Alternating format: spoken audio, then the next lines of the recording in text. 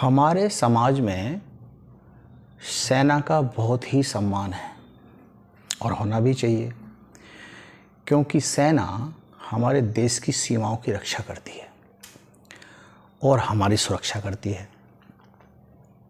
ऐसे ही समाज में किसानों का बहुत बड़ा सम्मान है। हम उन्हें अन्नदाता कहते हैं।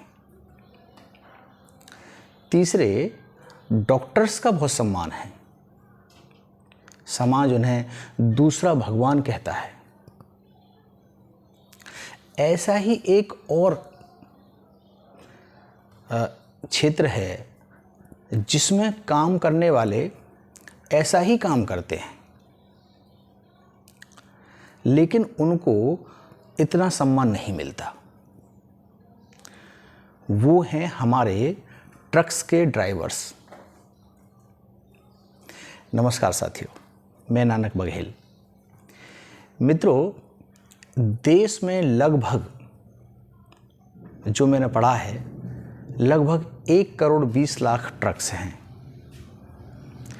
और उन पर लगभग 80 लाख हमारे ट्रक्स के ड्राइवर्स हैं। देश का लगभग 60 से 70% माल की जो ढुलाई है वो ट्रक्स के द्वारा होती है। देश की जीडीपी निर्भर करती है हमारे ट्रक्स पर। कश्मीर से लेकर कन्याकुमारी तक,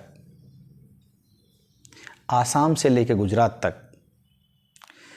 पूरे देश में चाहे आपातकाल हो, किसी तरह की महामारी हो, सूखा हो, बाढ़ हो, हर परिस्थिति में हमारे ड्राइवर्स अपनी जिम्मेदारी को बखूबी निभाते हैं।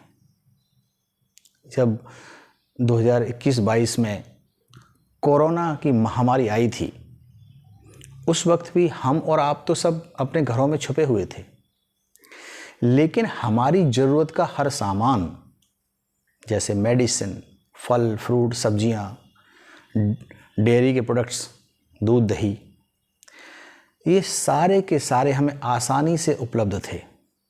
क्यों?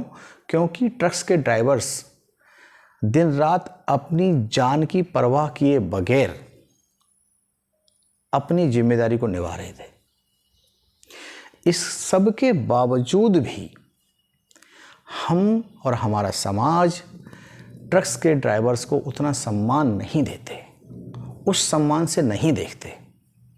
साथियों, आप जब कभी भी घर से निकल के बाहर जाते होंगे तो आप रास्ते में देखते होंगे कि हमारे जो ट्रक के ड्राइवर्स हैं वो खुले में ही किसी नल पे भी कपड़े धो लेते हैं, वहीं नहा लेते हैं, रोड पे ही खाना बना लेते हैं। उनके ट्रक्स के लिए कोई पार्किंग की सुविधा भी नहीं है और ना ही ऐसा है कि कहीं भाई 400 किलोमीटर 500 किलोमीटर ट्रक चला लिया तो उन्हें कहीं आराम करने की कोई सरकार की व्यवस्था हो या उनके ट्रांसपोर्टर्स एसोसिएशन की तरफ से कोई व्यवस्था हो। कुछ नहीं है,